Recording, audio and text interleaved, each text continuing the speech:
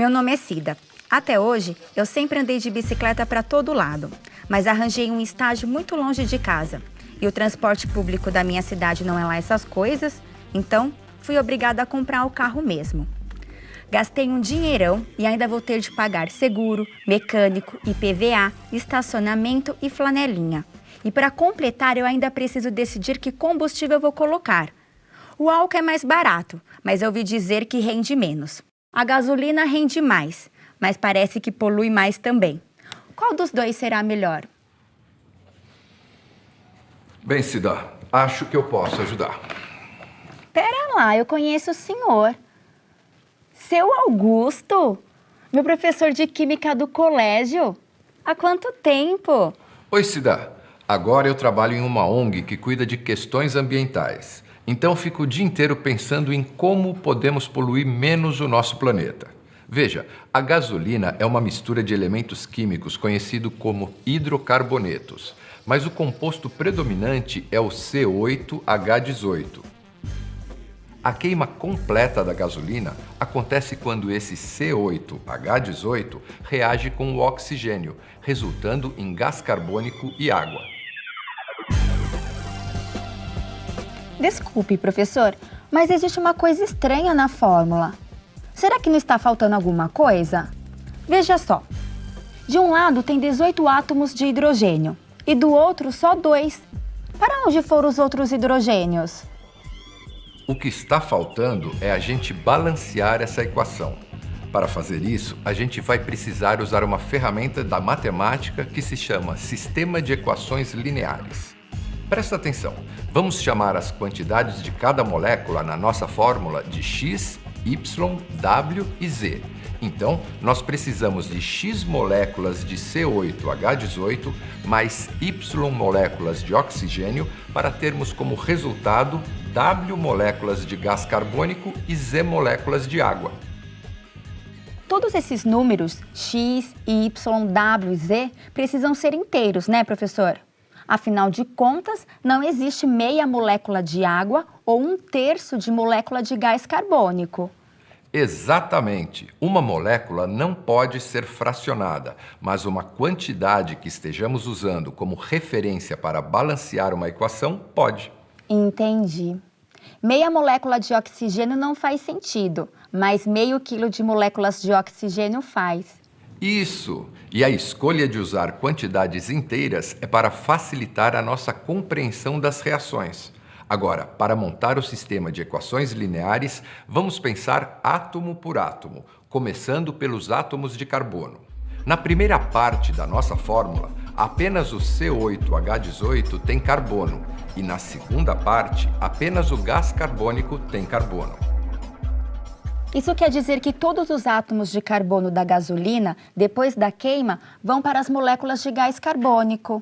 Exato! Então agora vamos montar a primeira equação do sistema pensando só nos átomos de carbono. Na molécula de gasolina existem 8 átomos de carbono e na de gás carbônico só existe 1. Por isso, na nossa primeira equação, que é a que representa o carbono, nós vamos dizer que 8x é igual a 1W.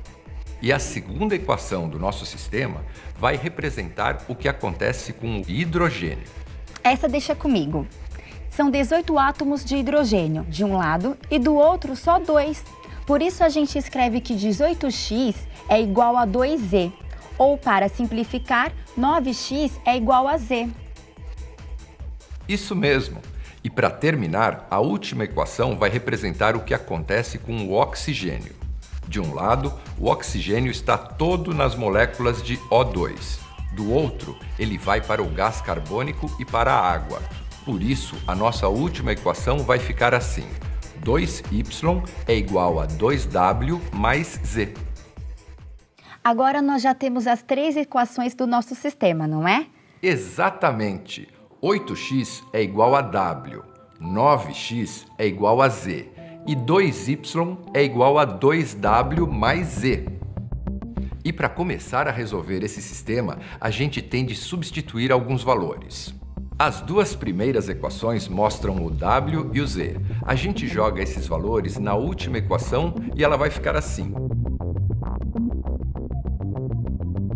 2y é igual a 25x. Qualquer par de valores para x e y que satisfaça essa equação, satisfaz o nosso sistema. Na química, procuramos os menores valores para uma equação. Você saberia fazer isso, Cida? Acho que eu consigo resolver essa também. Como o valor y está multiplicado por 2, o lado esquerdo da equação necessariamente vai ser um número par, certo? E já que existe um sinal de igual, isso quer dizer que o lado direito também é par. Por isso, x deve ser par. Como a gente quer o menor número possível, vamos tentar x igual a 2. Agora é só resolver. Portanto, quando x for igual a 2, y vai ser igual a 25. Ótimo, Cida! E agora que a gente já encontrou os menores valores possíveis para y e para x, dá para descobrir os outros valores. Vamos voltar ao nosso sistema de equações. 8x é igual a w, então w é igual a 8 vezes 2, que dá 16. 9x é igual a z, então z é igual a 9 vezes 2, que dá 18. Como todos os coeficientes são inteiros, essa solução é aceitável para balancear nossa reação química. Agora, substituindo esses valores na nossa fórmula química, a gente vai ver que cada 2 moléculas de hidrocarboneto vão reagir com 25 moléculas de oxigênio para dar origem a 16 moléculas de gás carbônico e 18 moléculas de água. Então, já que 2 moléculas de gasolina liberam 16 de gás carbônico quando queimadas, isso significa que cada molécula de gasolina libera 8 de gás carbônico, que é o único poluente dessa reação que a gente viu. Mas e o álcool? Ele libera mais ou menos gás carbônico do que a gasolina? O mesmo tipo de raciocínio pode ser aplicado no caso do álcool. A fórmula química do álcool é... E a reação química é dada por essa fórmula aqui. Álcool mais oxigênio vão se transformar em gás carbônico e água. Quer tentar balancear essa, Cida? Bom, acho que essa a gente pode deixar para o pessoal resolver na sala de aula. Boa ideia! Vai ser um bom exercício para a classe. Mas é bom lembrar que para saber qual dos 2 combustíveis é melhor para o planeta, não basta comparar a quantidade de gás carbônico que cada um emite.